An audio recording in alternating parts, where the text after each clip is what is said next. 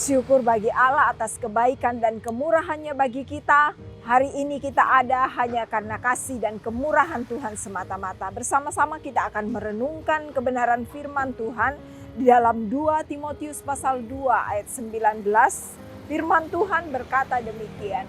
Tetapi dasar yang diletakkan Allah itu teguh dan materainya ialah Tuhan mengenal siapa kepunyaannya. Dan setiap orang yang menyebut nama Tuhan, hendaklah meninggalkan kejahatan. Puji Tuhan, tema kita pagi hari ini adalah Tuhan mengenal umat kepunyaannya.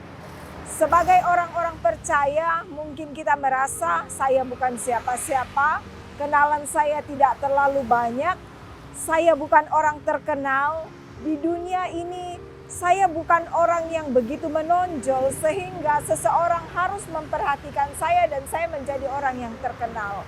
Tetapi ketahuilah sebagai anak-anak Tuhan, Tuhan berkata kepada kita pagi hari ini, Tuhan mengenal umat kepunyaannya.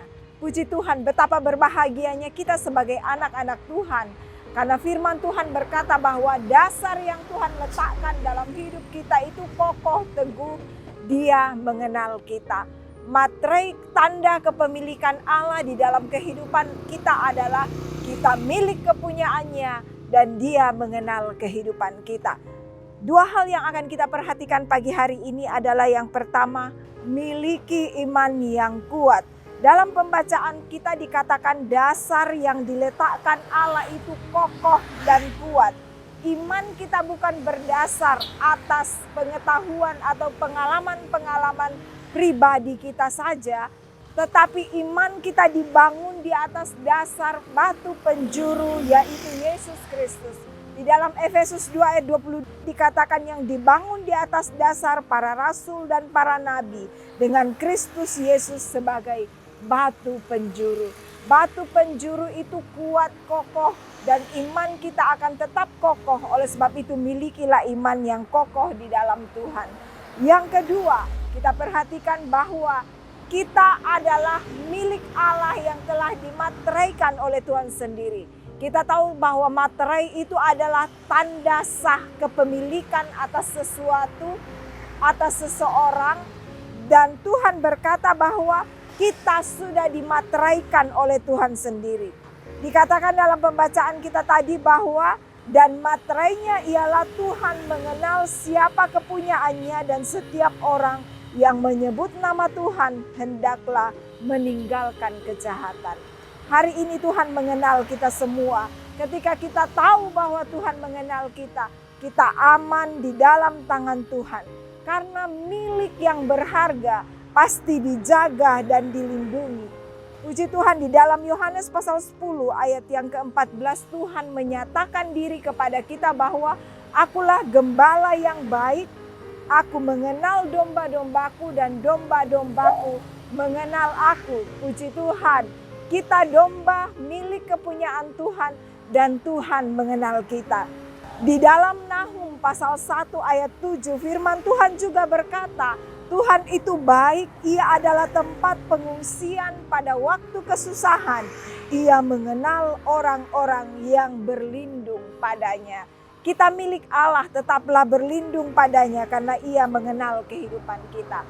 Materai yang kedua adalah setiap orang yang berseru memanggil nama Tuhan, hendaklah meninggalkan kejahatan. Ini adalah tanggung jawab yang penting bagi kita sebagai orang percaya, sebagai orang-orang yang telah ditebus. Orang yang menyebut nama Tuhan, hendaklah meninggalkan kejahatan.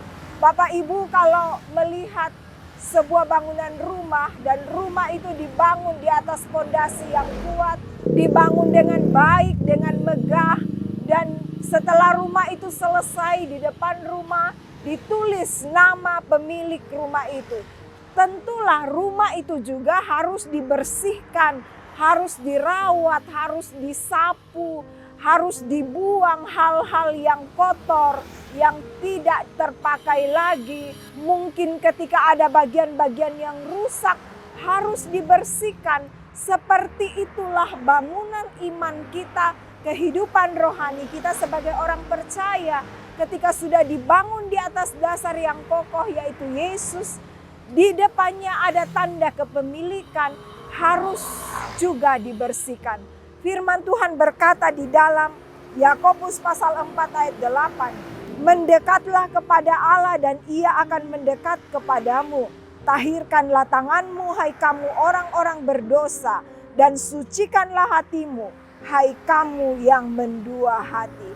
Puji Tuhan, kekristenan kita bukan hanya sekedar sebuah pengakuan iman, tetapi gaya hidup yang menjauhkan diri kita dari kejahatan.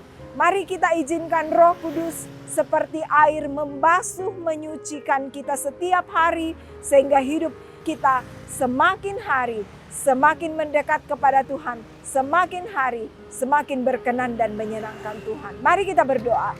Terima kasih Tuhan untuk hari ini, firman-Mu kembali mengingatkan kami bahwa Engkau mengenal kehidupan kami. Kami adalah umat kepunyaan-Mu Tuhan yang dibangun di atas dasar yang teguh, yaitu Yesus Kristus sendiri. Tolong kami, mampukan kami dengan kuasa Roh Kudus-Mu, agar setiap hari hidup kami semakin disucikan, semakin dibersihkan oleh firman, sehingga semakin hari kami semakin serupa dengan Kristus. Terima kasih untuk hari ini, berkati sidang jemaat-Mu, apapun yang dikerjakan, yang diusahakan, Tuhan buat berhasil seturut dengan firman Allah. Terima kasih kami jalani hari ini dengan penuh ucapan syukur, dengan penuh sukacita, dengan penuh damai sejahtera, karena Allah Immanuel menyertai kehidupan kami. Dalam nama Yesus kami sudah berdoa dan bersyukur. Haleluya. Amin.